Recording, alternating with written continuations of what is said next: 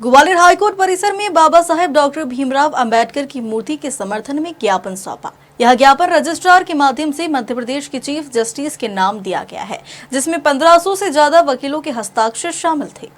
आपको बता दें, ज्ञापन देने वाले सभी अधिवक्ताओं ने एक स्वर में कहा कि वे बाबा साहेब की मूर्ति के इस ऐतिहासिक फैसले का समर्थन करते हैं और माननीय हाईकोर्ट और चीफ जस्टिस का धन्यवाद अदा करते हैं। अधिवक्ताओं ने यह भी अनुरोध किया कि इस मूर्ति का निर्माण कार्य तेजी से पूरा किया जाए और 14 अप्रैल तक मूर्ति का उद्घाटन किया जाए। उनका कहना है कि बाबा साहेब देश में समानता के प्रतीक, संविधान निर्माता और पहले कानून मंत्री के रूप में महत्वपूर्ण भूमिका रखते हैं। उनके योगदान को याद रखते हुए यह मूर्ति समाज में भाईचारे, नफरत के खिलाफ और समानता के संदेश को फैलाने का एक महत्वपूर्ण कदम है। आज मध्य प्रदेश हाईकोर्ट की ग्वालियर बेंच में ग्वालियर हाईकोर्ट बिल्डिंग में सभी अधिवक्ताओं के द्वारा हाईकोर्ट बार एसोसिएशन ग्वालियर से जुड़े हुए सभी अधिवक्ताओं के द्वारा ये ज्ञापन प्रेषित किया गया है और उस ज्ञापन में बाबा साहब की मूर्ति के समर्थन में वो ज्ञापन है। लगभग 1500 से ज्यादा वकीलों के द्वारा हस्ताक्षरित वो ज्ञापन था, जिसमें ये कहा गया है एकमत होकर के बाबा साहब की मूर्ति की स्थापना जो हाईकोर्ट की सहमति से और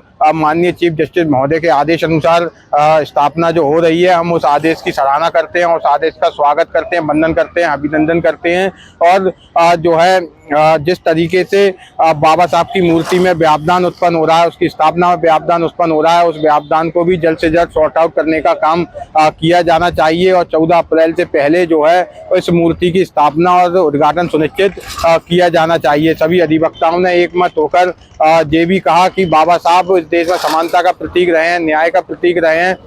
हक और अधिकार का जो है हक और अधिकार के लिए लड़ने के लिए जो है प्रतिबद्ध रहे हैं। और ये जरूरी है कि न्याय के इस मंदिर में बाबा साहब की मूर्ति जब स्थापित होगी तो निश्चित ही जो पक्षकार न्याय के लिए इस न्याय के मंदिर में आते हैं वो बाबा साहब की मूर्ति पर जब आएंगे और वकील जो पैरवी पक्षकारों की करने आते हैं इस न्यायालय के अंदर, तो वो जब बाबा साहब की मूर्ति पर नमन करके कोर्ट बिल्डिंग में, कोर्ट रूम में जब वो पैरवी करने पक्षकार का पक्ष रखने जाएंगे तो और ज्यादा तर्क संगत और न्याय संगत जो है बाबा साहब के विचारों से अनुसरण करके वो पक्षकार का पक्ष रख सकेंगे और न्याय की भावना जो है जन जन तक पहुंचने का काम करेगी और न्याय की जो भावना है, न्याय की जो भावना है वो पक्षकारों तक एवं